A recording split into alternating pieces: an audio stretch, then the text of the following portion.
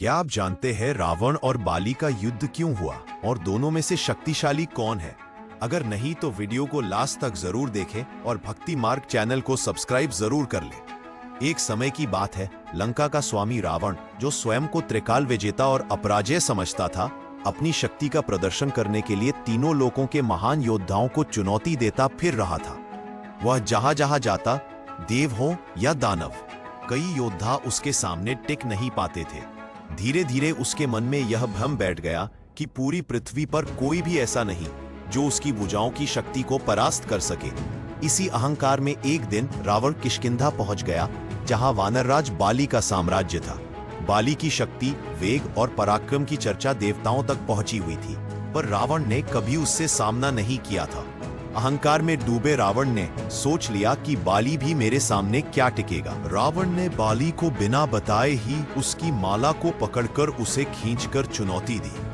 पर जैसे ही रावण ने बाली को पकड़ने की कोशिश की, बाली ने बिना पीछे देखे ही रावण को अपनी बगल में दबोच लिया, जैसे कोई बच्चा किसी शरारती बिल्ली को दबोच ले।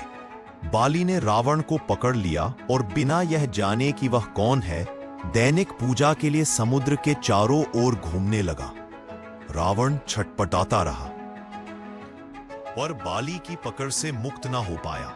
रावण की दशा ऐसी हो गई जैसे कोई शक्तिशाली नाग किसी शिकारी के जाल में फंस गया हो। बाली ने कई योजनाएं बनाई, कई बार छलांग लगाई, कई पर्वत पार किए, पर रावण उसकी पकड़ में मूक दर्शक मात्र था। रावण की सारी शक्ति, तंत्र, शस्त्र कुछ भी बाली के सामने काम नहीं आया।